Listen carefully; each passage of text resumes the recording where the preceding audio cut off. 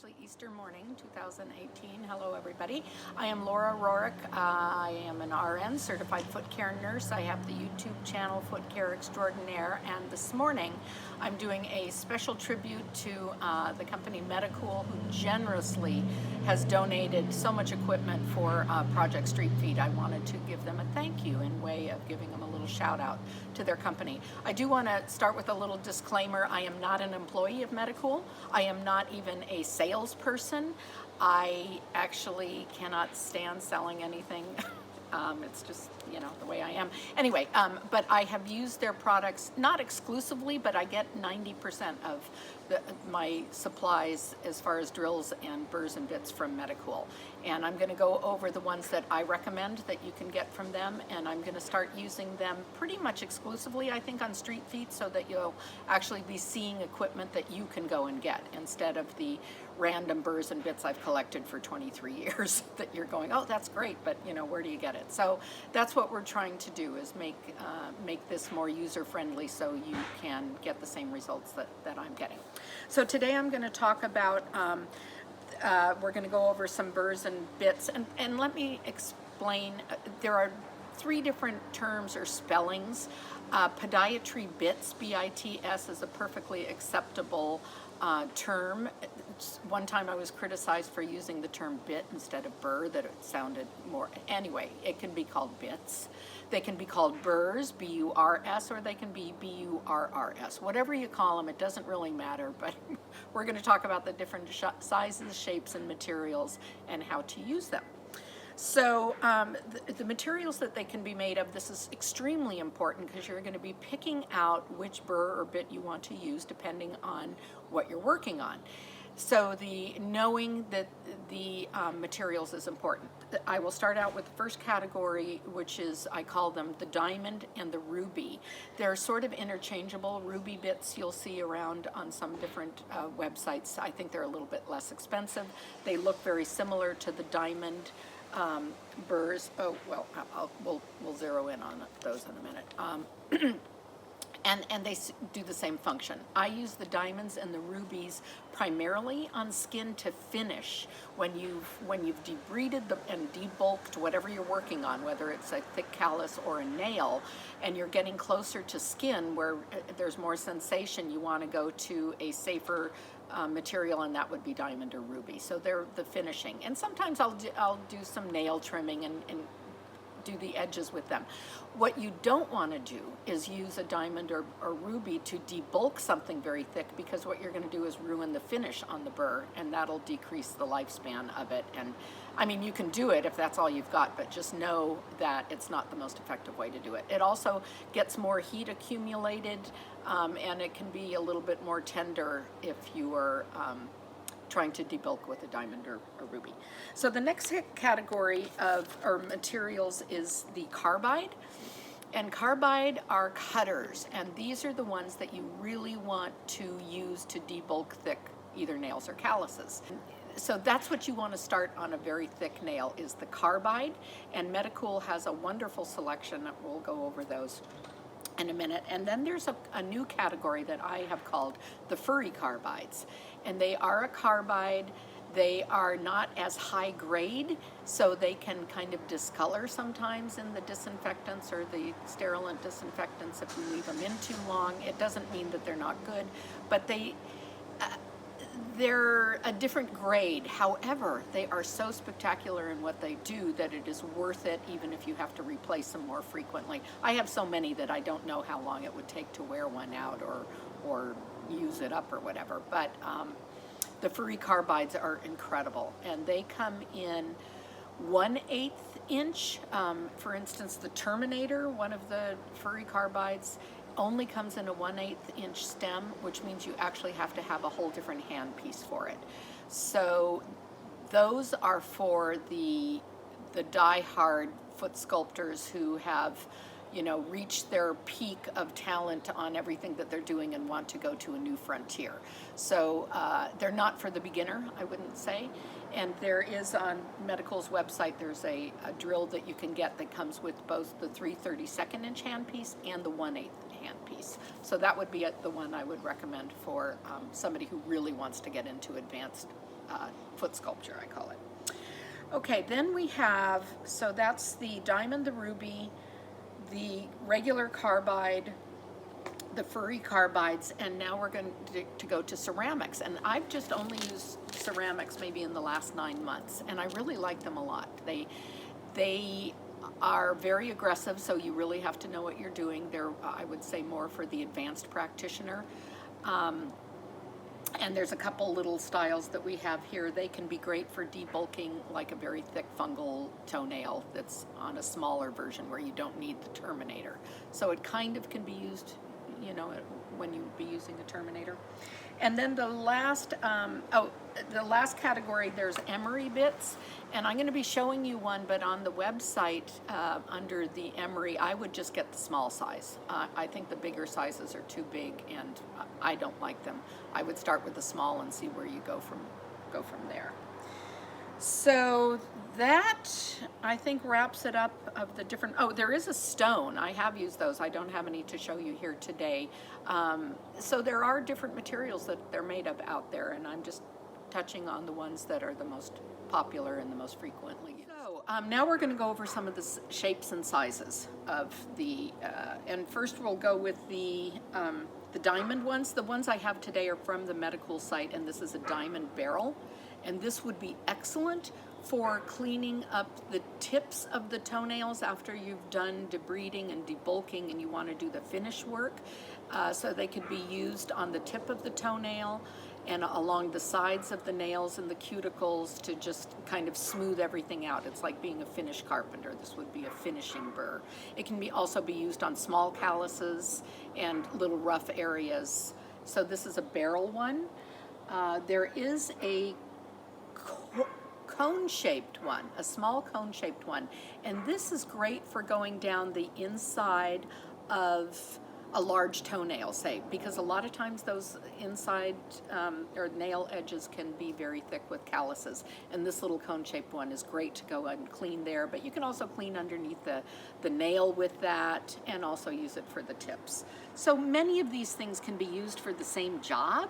It's just kind of fun to have a variety and fool around with them until you find the ones that work the best for you. This is a smaller barrel one, so it could be used maybe on the pinky toe, the fifth toe, or a small toe to clean up, or small calluses. So you really just want a variety of different sizes and shapes. So that's the barrel. Okay, we're calling this the raindrop one. This would be great too for, again, the tips of the toes. It's got a little pointy edge, so you could put that underneath the nail to clean up, because sometimes there's just a lot of junk under people's nails. And I also do use these on fingernails, and often I do the fingernails on my patients, and some of them have fungal fingernails, so it's kind of like working on toenails. So this would be a great one for that. And then this is a narrower version of the same thing. Again, be careful, because these do have pointy edges, so just be aware of that, and be sure that you're wearing your headlamp and magnifying glasses, and so that you have good vision there. So those are the diamond ones that I'm talking about today. Now we'll get into the regular carbide, and these are, I think they call this one the barrel shape. And it is a cutter, and it's really got some great cutting edges on there. So this would be great for a medium-sized callus maybe, or a very thick toenail to debulk and then finish with a diamond. This is just a different shape, kind of variations on the same theme. So this might be for a smaller toenail or smaller callus. And this one, I really love this shape. It's like a pine cone. This again could be used to debulk calluses along, especially if somebody has a really big foot and the big toenail has a lot of stuff around the edges. This would be great for that. But you could also use the tip of it on a small thick nail. So I hope you're getting the idea that if you know the materials they're made out of, and you know what the materials are used for, like carbide to debulk, diamond and ruby to finish, then once you've got those concepts, then you can play around, and that's the fun of this. That's the art, is experimenting with different things. You don't have to do exactly what I do. This is the creative part of it. One other very long thin one, I actually prefer, this one has a pointy edge. They do make some that are cut straight across, and I like that style too.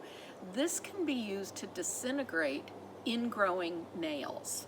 So you can go along the nail border down the side and you can actually disintegrate. It's almost like doing a partial matrixectomy without the numbing agent. So I love this shape too. It's just long and straight. Now we get to the furry carbides. These are the fun ones.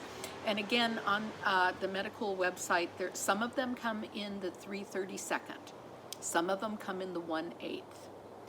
If you're just starting out and you don't have a big budget, you don't have to get the 1/8 ones, but I recommend that you look at some of the furry carbides that come in the 3/32 and get some of those to play around with. But once you really want to do the very best and you're seeing some really big, thick nails, then you're going to want this is the Terminator, the one that I have named, and it only comes on a 1/8.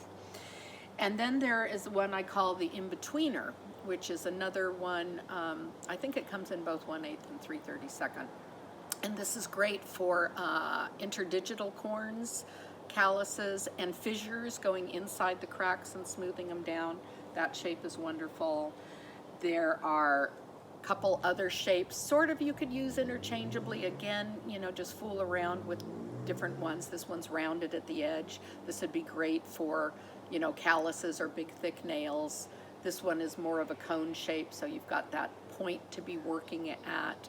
So you want to use the sides, the points, a little bit, a lot, just kind of fool around. But the main thing is don't hold them on the skin for long periods of time. It's more the tap, tap, tap. And you have to be especially aware of that with people with diabetes who have neuropathy, because they're not going to feel the pain. So just because they're not feeling the pain doesn't mean you could be, burning them. So there are people, I've seen them out there on the internet, that use a high-speed drill with a spray of water to keep the coolness down. I've just never done that. It doesn't mean it's not a good way to do it. To me, it just makes a big mess, and I do fine with my technique. But just be open-minded to different techniques and different people's points of view. It's not rocket science. There isn't just one way to do it. So that's the furry carb. And lastly, there's the emery caps. And this one on the website is listed as medium. You might want to try, this medium size would be good for very big calluses on the heels of people's feet. But I really like the smaller ones on the emery cap. So you might want a few of these for special occasions, but if you're going to want to use emery caps, get the smaller size. So another thing on the emery, this is a good sort of a training vehicle, but they do get a little hotter faster. So you really have to do the tap, tap, tap, but they're safer because they're rounder, but just be aware that they can get a little hotter quicker. So, and they're great for large clinics where you can just throw them away, get a new one on. They're not sterile to begin with, but they are disposable, and you can just toss them after a use. So now I'm going to talk a little bit about the podiatry file or drill, and I want to just mention another terminology issue here. Somebody made a comment once that those are e-files, they're not drills. It doesn't matter what you call them. They are called podiatry drills.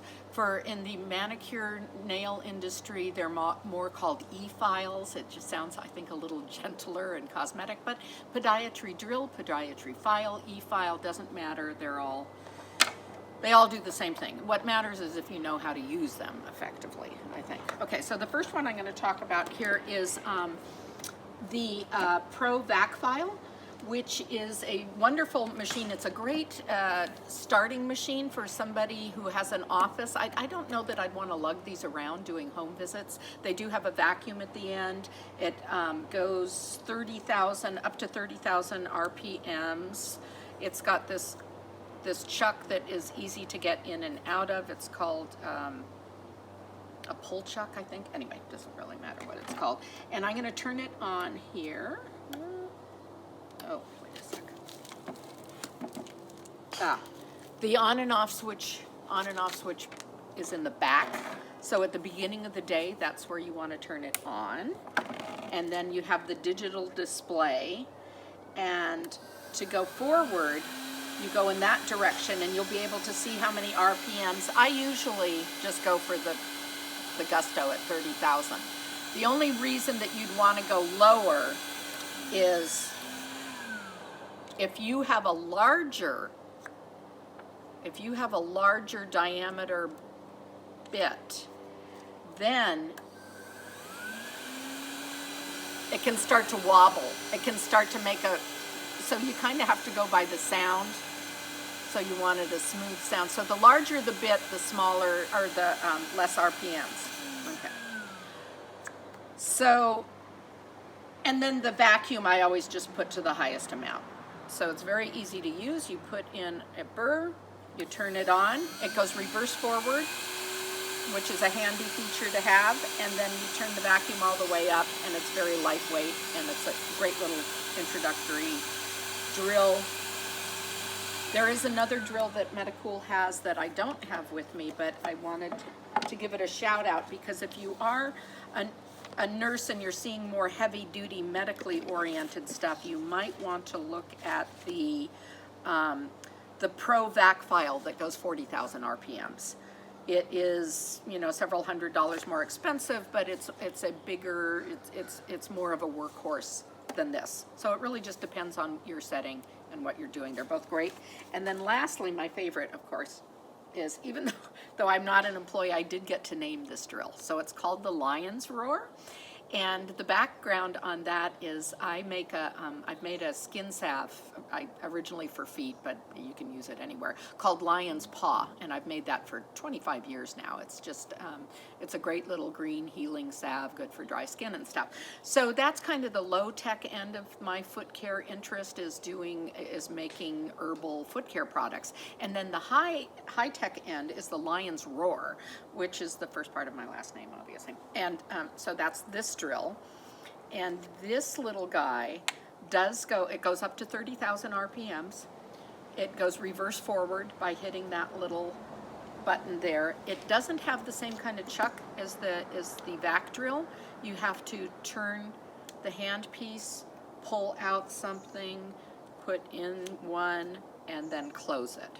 Okay, so it does take a little bit of getting used to, and I mean, just as far as it looks easy to get in and out, but play around with it before you go in and look like you can't open up your use your drill properly. So there's that. So below in the description, there's going to be a link to the Medicool page that has the equipment I've been talking about. And if you have any questions, just get in touch with the company down there. Get into their website, give them a call. Steve Wallace is, I call him the king of Medicool. He's the plant manager. He's just wonderful. Anyway, I've been working with this company for, gosh, 8 or 9 years now. And subscribe to my channel if you want to learn more about what we're doing with Project Street Feet. And I'm just trying to share all the information and knowledge and tips and tricks of my 24 years of being a certified foot care nurse. Well, I haven't been certified the whole time, because there wasn't such a thing as a certification until maybe